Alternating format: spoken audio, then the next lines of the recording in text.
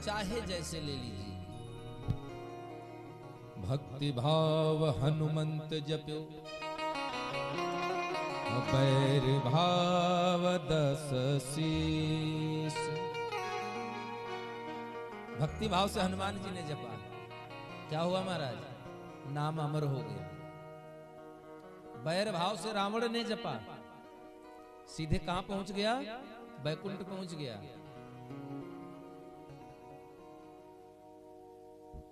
अरे भगवान का स्वभाव, भगवान का स्वरूप तो इतना प्यारा है महाराज कि जिसके लिए जितना ही कहा जाए उतना कम है। एक पक्षी हमारे यहाँ होता था जो अब दिखाई देने में कम हो गया है, अब दिखाई भी बहुत कम देता है। गीद, सभी लोग जानते हैं वो गीद पक्षी जो जब से जन्म लेता है और जब तक होश संभाल कर रहता है तब तक वो क्या खाता है? मांस ही खाता है, आमिष भोगी। हमारे वैष्णव संप्रदाय में हम लोग युगल की उपासना करते हैं ना, सीताराम जी की, राधा कृष्ण की, लक्ष्मी नारायण की। क्योंकि माता का हृदय पिता की अपेक्षाकृत कहीं ज्यादा कोमल होता है। अपने भक्तों के लिए, अपने बच्चों के लिए, अपनी संतान के लिए कहीं ज्यादा जल्दी द्रवीभूत हो जाता है, पिघल जाता है।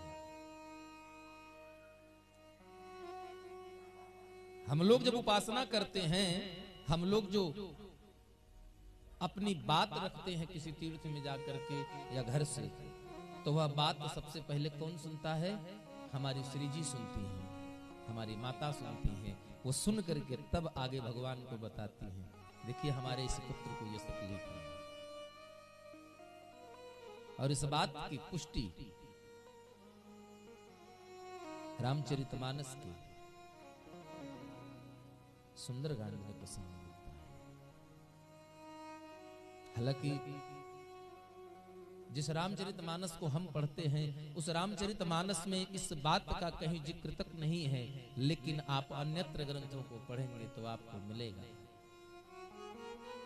कि जब राम काज को निमित्त बनाकर हनुमान जी महाराज 7 समुद्र पार करके चले गए, 100 योजन का समुद्र लांघ गए और अशोक वाटिका में माता जानकी से मुलाकात हुई।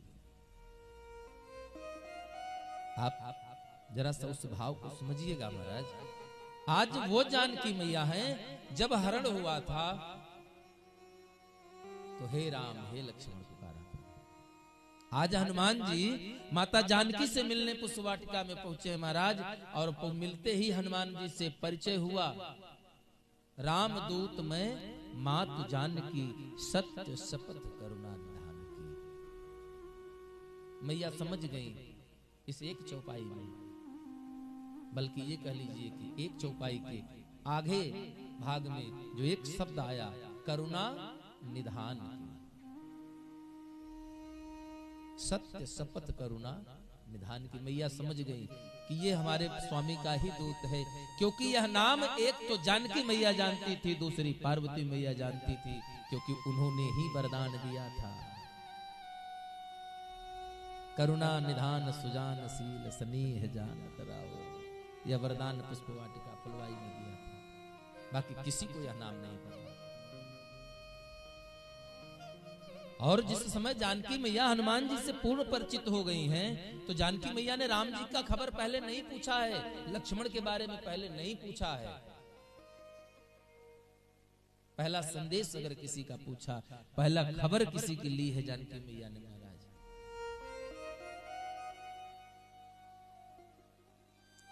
तो प्रथम खबर ही लिया है जटायु का।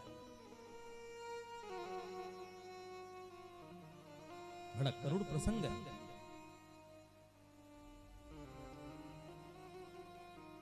कहु कपि केहि विधि तात जटायु। गोस्वामी जी कवितावली में लिखते हैं कि जानकी मैया ने हनुमान जी से पहला प्रश्न यही किया है, कहु कपि केहि विधि तात जटायु। हे हनुमान जी, आप हमें बताइए कि हमारे जटायु जी कैसे हैं। हनुमान जी को बड़ा आश्चर्य हुआ कि हमारे स्वामी के बारे में नहीं पूछा, हमारे लक्ष्मण भैया के बारे में नहीं पूछा, और किसी के बारे में नहीं पूछा। जानकी मैया ने पूछा भी तो उस जटायु पक्षी के बारे में पूछा जो आमिष भोगी है, मांस खाता है।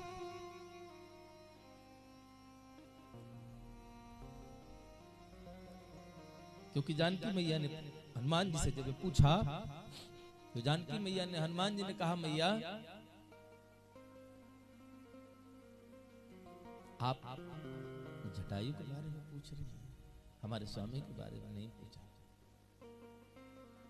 तो मैया कहती हैं कि जिस समय वह दुष्ट हमें लेकर जा रहा था, घायल भय दुष्ट के करते,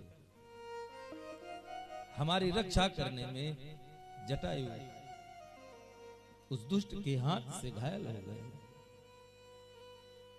तब ते सुध नहीं पाई, कहु कपि केहि विधि तात जटायु।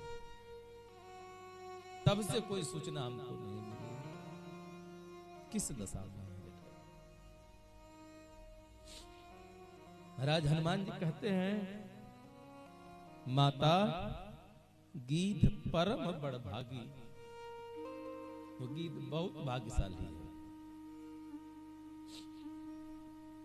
जिन भगवान का नाम लेकर के संत महात्मा उम्र बिता दिए महाराज कंदराओं में बैठ करके, लेकिन भगवान के दर्शन नसीब नहीं हुए।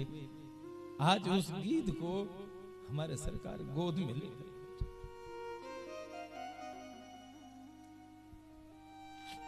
आज उस गीध को हमारे राम जी गोद में लेकर, क्या कोई उदारता करेगा हमारे भगवान के आगे।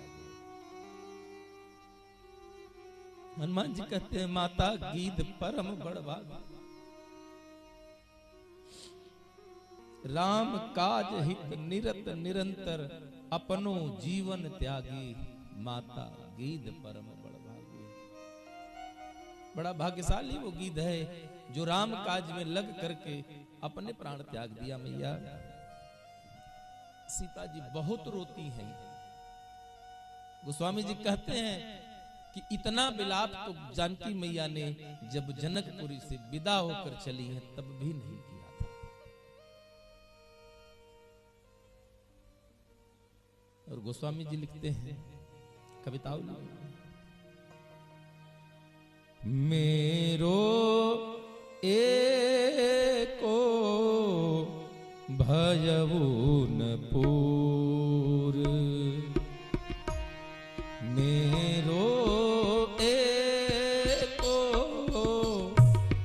भयउन पूर,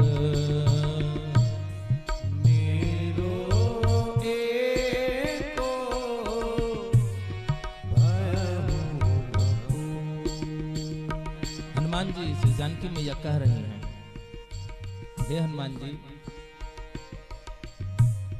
मेरी एक इच्छा थी, वो इच्छा भी पूरी नहीं हुई। विधाता ने उस इच्छा को भी पूर्ण नहीं होने दिया। हनुमान जी ने कहा, मैया कौन सी इच्छा आपकी शेष रह गई?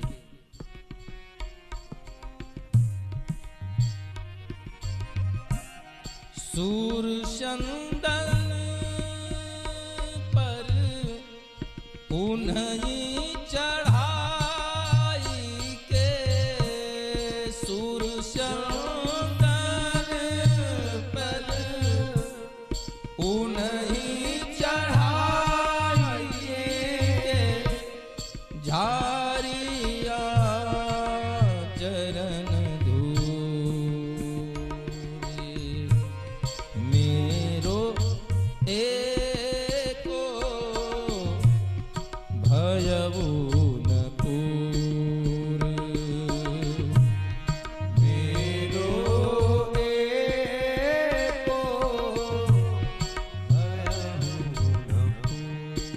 योगी मैया कहती हैं हनुमान जी, मैंने सोचा था कि अगर मैं यहां से लौट कर अयोध्या चलती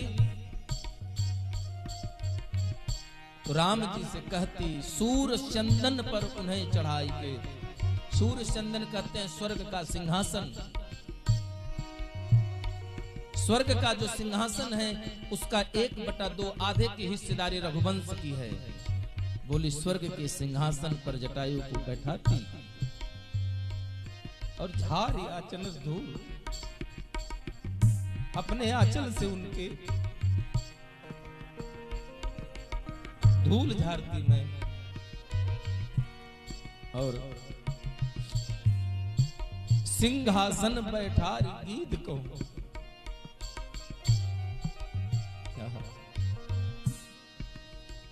करती सब दुख दूर,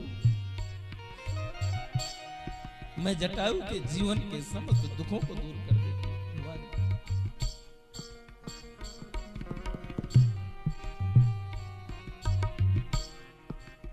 तब हनुमान जी कहते हैं मैया आप निराश ना होइए, भगवान ने तो